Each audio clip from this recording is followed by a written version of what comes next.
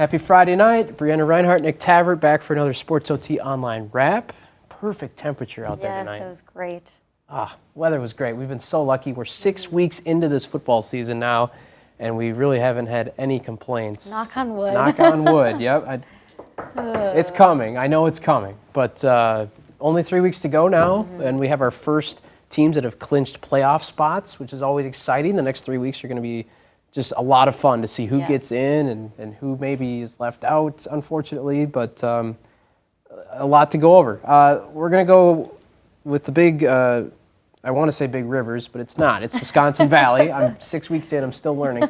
Eau Claire North, 2 wins in a row. They beat Memorial last week, that crosstown showdown. Trying to go for 3 in a row tonight against a really, really good DC Everest squad. Huskies making the trip over to Wausau and didn't go well.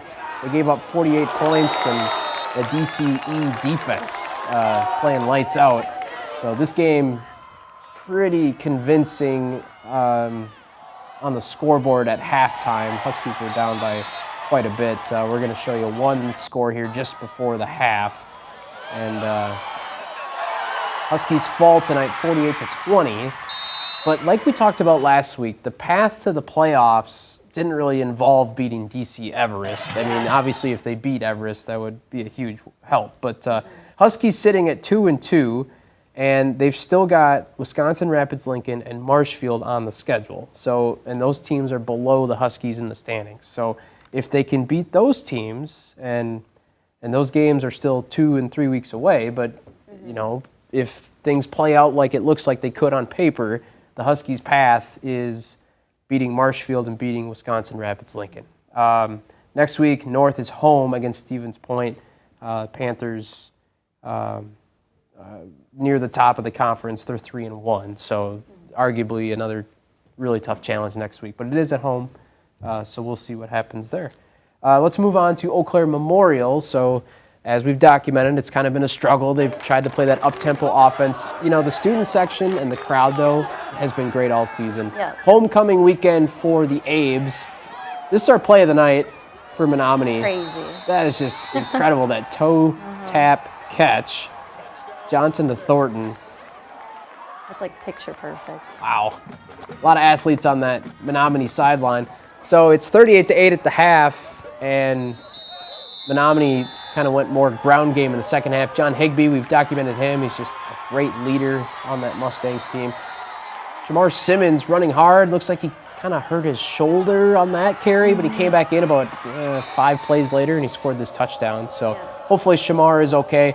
Kind of more of the same for Memorial, though, right? I mean, the offense has shown flashes, but just giving up too many points. Yeah. Way too many points. Yep. So Memorial with the loss, 0-6, 0-4 in the conference.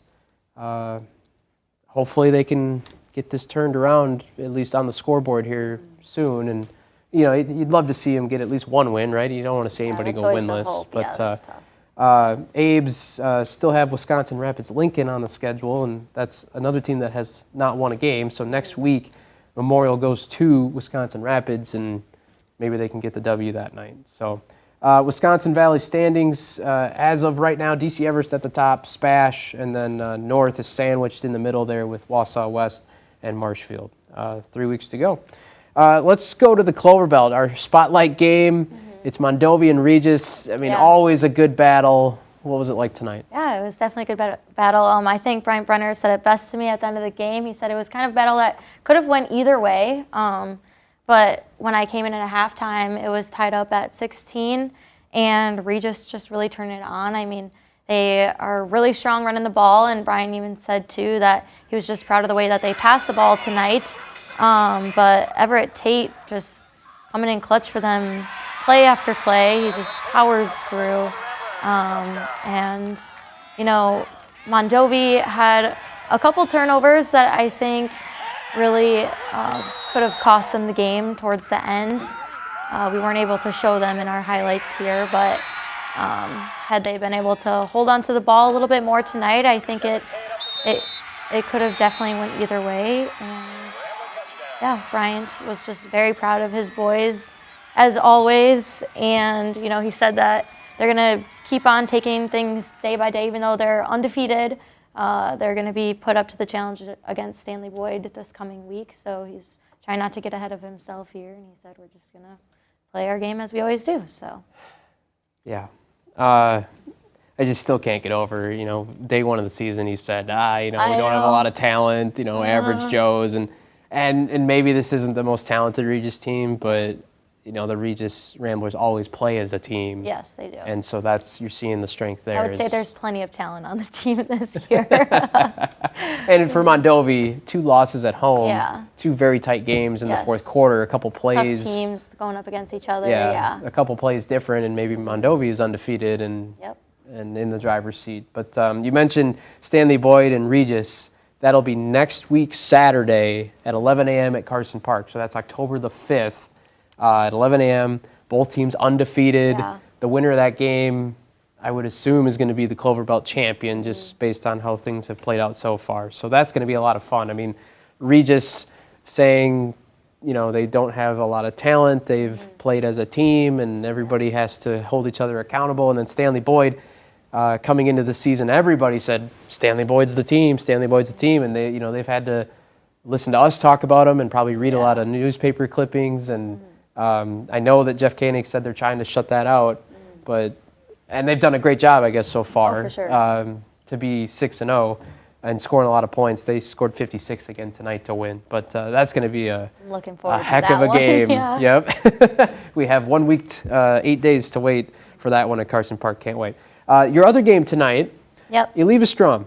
Yeah, they looked What a strong. story. Cardinals had not made the playoffs in 5 years, if you don't count the COVID qualification, and they're going tonight. So what'd you see while you were there? They were hungry for it. They were able to score 2 touchdowns in the first quarter while I was there, and honestly, Augusta just kind of made some big turnovers, and they were just taking advantage of it every second that they could.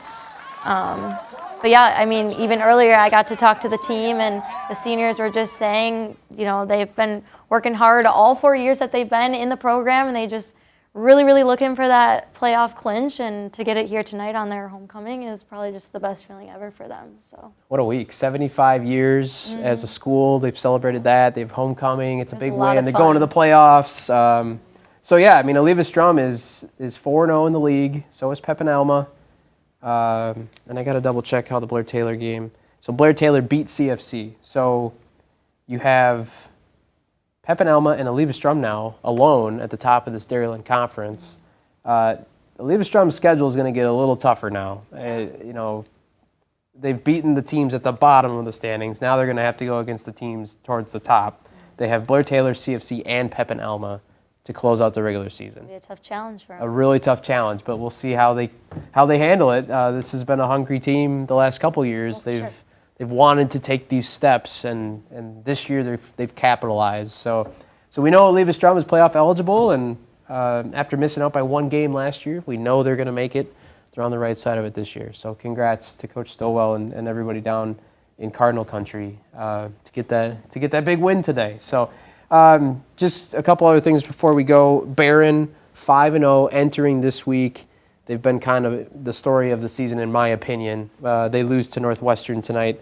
Barron kind of in that same position. They've beaten some teams that maybe were going to be towards the bottom of the standings, and now they're going to have a couple tough tests. So we'll see how they bounce back. Boyceville looks good again tonight. Spring Valley looks good. They're on that collision course to play for the Dun St. Croix championship game.